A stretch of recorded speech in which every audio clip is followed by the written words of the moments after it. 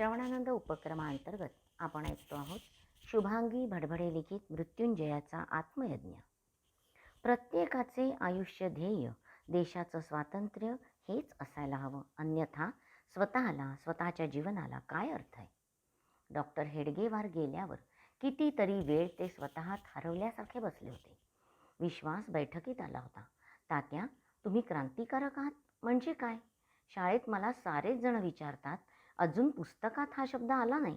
विश्वास, अशा अनेक गोष्टी पुस्तकात असल्या किंवा नसल्या तरी त्या समजावून घ्यायच्या असतात. तुझी शाळा, आपलं घर तुला माहिती आहे. तुला आपण भारतात मुंबईत राहतो हेही माहिती आहे. परंतु जो आपला भारत हा न दिसणारा एक राष्ट्रपिता आहे. असं कसं तात्या? राष्ट्रपिता तर महात्माजींना म्हणतात. हो, परंतु ते दिसतात, भेटतात, बोलतात. ही जी भूमी आहे ज्यावर आपण उभं आहोत ती आपली माता आहे. कसं शक्य आहे तात्या? माई तर माझी आणि प्रभातची माता आहे. हो, तरीही सांगतो, ती दिसतेय ना. ज्या जमिनीवर भूमीवर राहतो ती प्रत्यक्ष दिसते. हवा, पाणी, प्रकाश हे सारं देणारा निसर्ग आपला पिता आहे आणि जमिनीवर राहतो ती माता आहे. म्हणजे धरणी माता नसती तर आपण समुद्रात पडलो असतो आणि राष्ट्रपिता नसता तर पाणी, प्रकाश, वारा आला नसता. असंच ना.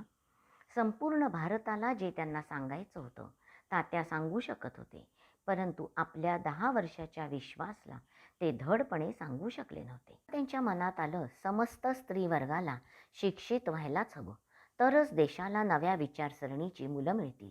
स्त्रिया घरात असतात, संस्कृती संस्कार जतन करतात, तसंच त्यांनी ज्ञानसंपन्नही व्हावं.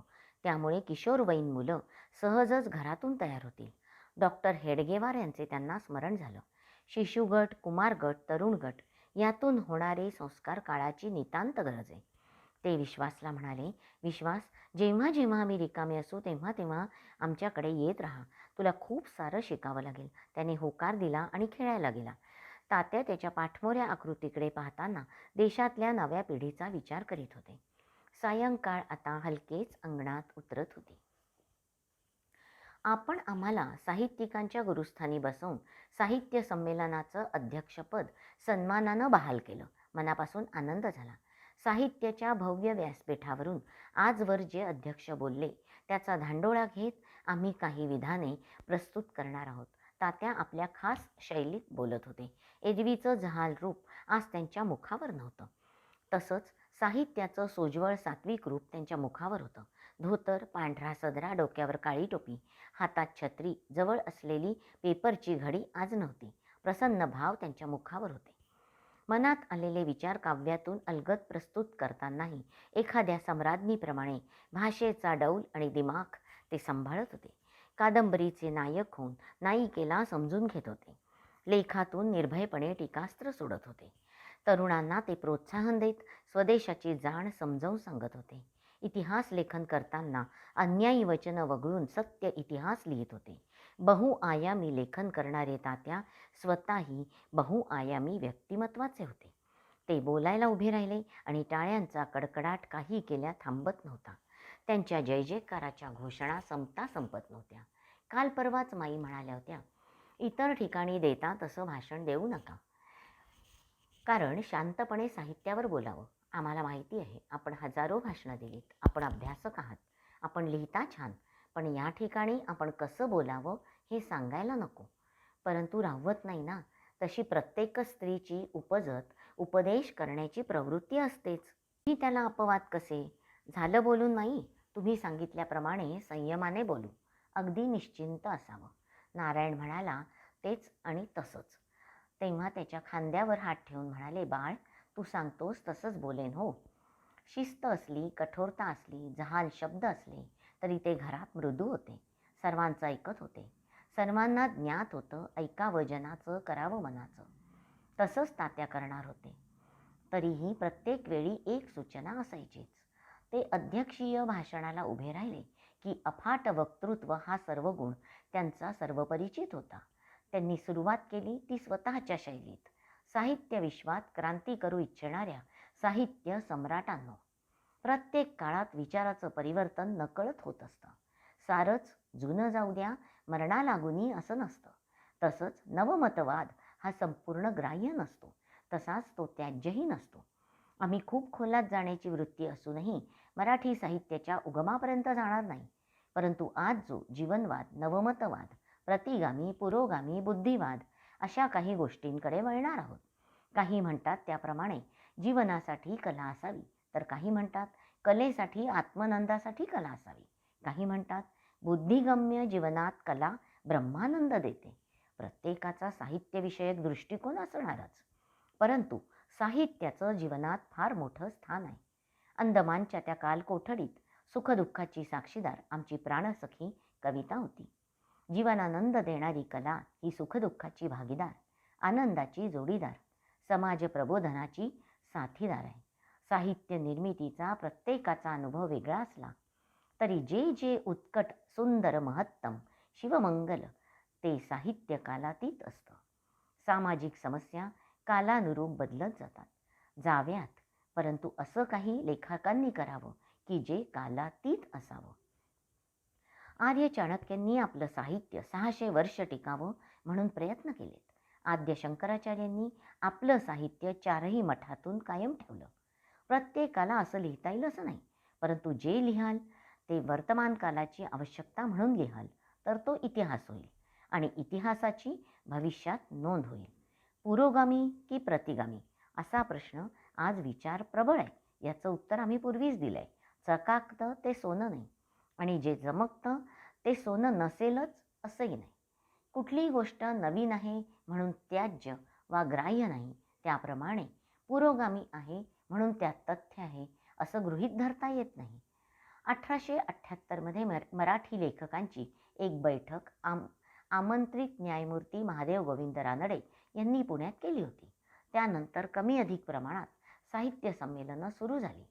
आम्हाला आपण आमंत्रित केलं याचा आनंद होतोय. तो वाङ्मयाचे जे साध्य तेच सत्य किंवा तथ्य.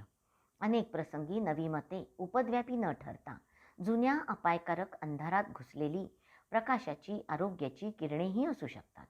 मराठी भाषेत क्रियापदं आहेत. कर्ता, कर्म, क्रियापद यांनी वाक्य पूर्ण होत असलं तरी अनेकदा क्रियापदांची कंटाळवाणी पुनरुक्ती करावी लागते.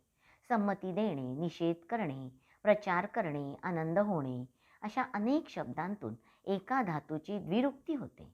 त्याऐवजी प्रतिकारणे, स्वीकारणे अशा एकत्र क्रियापदाची मानसिकता ठेवावी. पहा, इंग्रजी भाषेचं उदाहरण देतो. म्हणजे जे जे जिथे जिथे चांगलं त्याचा उपयोग करावा. तात्यांनी सहस्रावधी पानं लिहून साहित्याचं दालन समृद्ध केलं होतं. त्यांनी आपल्या नव्या पिढीला सांगावं म्हणून म्हटलं, आपण वाचनाने प्रौढ प्रगल्भ होतो. उपजत असलेल्या कलेला सुसंस्कारित करावं लागतं. भाषाशुद्धी असावी. परकीयांचा प्रत्येक शब्द घेऊन चालावा असं मुळीच नाही. साहित्याभिवृद्धी नकळत होत असते. भाषाशुद्धीप्रमाणे वाचाशुद्धी, लेखनशुद्धीही हवी.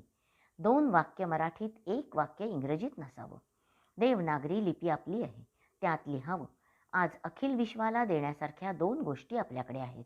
ती म्हणजे देवनागरी लिपी आणि योगशास्त्र. तात्या अस्खलित, अखंडित बोलत होते. जणू शब्दांचा प्रपात कोसळत होता. आज आपला देश, भारत देश, परदास्याच्या शृंखलेत बद्ध आहे. तो देश स्वतंत्र करणं साहित्याच्या निर्मितीपेक्षा अधिक महत्त्वाचं कार्य आहे. आपले शब्द आपलं अस्त्र होऊ द्या.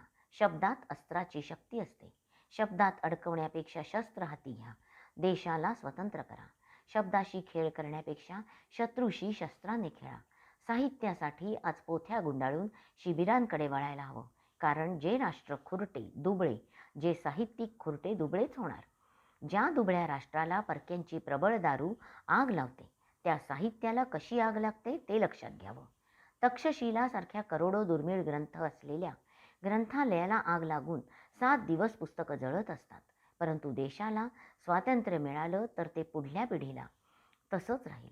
आपल्याला आजोबांनी लावलेल्या आंब्याच्या झाडाचे आंबे निरंतर मिळत राहावे तसं. तुम्हा सर्व साहित्यिकांना एक आवर्जून सांगतो, शस्त्रेण रक्षिते राष्ट्रे शास्त्रचिंता प्रवर्तते. शस्त्रांनीच राष्ट्राचं रक्षण होतं. शास्त्र नंतर येतात.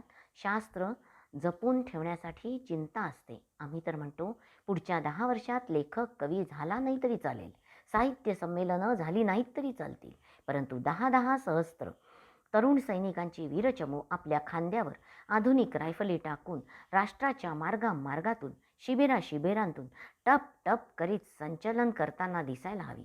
ग्रंथालया इतकी तरी, बौद्धिक कॉलेजांइतकी तरी, नगरांतून तरी सैनिकी कॉलेजेस गजबजलेली आढळली पाहिजेत. मग अधूनमधून त्यांनी एखादी प्रेमकथा, कादंबरी, कविता लिहिली तरी चालेल. योद्धा नेपोलियन युद्धकाळात विरंगुळा म्हणून शीळ घालीत असे, वाद्य वाजवत असे. दिल्लीच्या बादशहाची दाढी जाळून आल्यावर पाहिले तर पहिले बाजीराव मस्तानीच्या अंतःपुरात एखादे पान खात असेत. परंतु जन्मभर नुसतीच झाडाची पाने चघळणाऱ्या आणि तमाशातील तबलात झडवीत राहिलेल्या दुसऱ्या बाजीरावांचे एक ब्रह्मावर्तच राष्ट्र बनावे इतकं संकीर्ण व्हावे हे पावत नाही. 1-1.5 तास प्रचंड प्रपातासारखे ते शब्द प्रवाहाने कोसळत होते. त्याचे तुषार समोर बसलेल्या समस्त श्रोत्यांवर उडतच होते. नवसंजीवन प्राप्त होत होतं. अंगात लख्खन वीज चमकून जात होती. भाषण संपलं. गगनभेदी टाळ्यांचा गजर झाला. मनात देशभक्तीचं स्फुरण घेऊन प्रत्येक जण परतत होता. तात्या त्या रात्री मनात म्हणत होते, आजही वाटतं हातात बंदूक घेऊन धावावं, एकेका इंग्रजाला संपवून टाकावं, एवढा क्रोध अनावर होतो. लंडनहून येताना हेच ठरवून आलो होतो, पण अंदमान नशिबी आलं. लखलखीत यश मिळावं हे नशिबे नसावं. नियती, नशीब यापेक्षा कर्मावर आपला विश्वास असला तरी नियती शरण व्हावंच लागतं. अंदमानहून मृत्यूच्या दारातून परतलो तरी सारी उमेदीची वर्ष घरंगळत गेली. जे करता येईल ते केलं. इतिहासात आपण असो व नसो, आपल्याला कुणी कितीही कसेही आरोप केले तरी आपल्या मनात आणि मनाच्याही मनात एकच ध्यास, देशाचं स्वातंत्र्य, भारत मातेच्या शृंखलात तोडण्याचं स्वातंत्र्य. शस्त्र आणि शब्द यातून जी क्रांती होईल ती व्हावी म्हणून आता केवळ शब्द हेच शस्त्र हातात आहे. ते अधिकाधिक तीव्र आणि तीक्ष्ण व्हावं एवढीच इच्छा आहे. मी वृषाली केळकर आजच्या वाचनाचा येथे समारोप करते. हरिओम तत्सत. श्रीकृष्णार्पणमस्तु.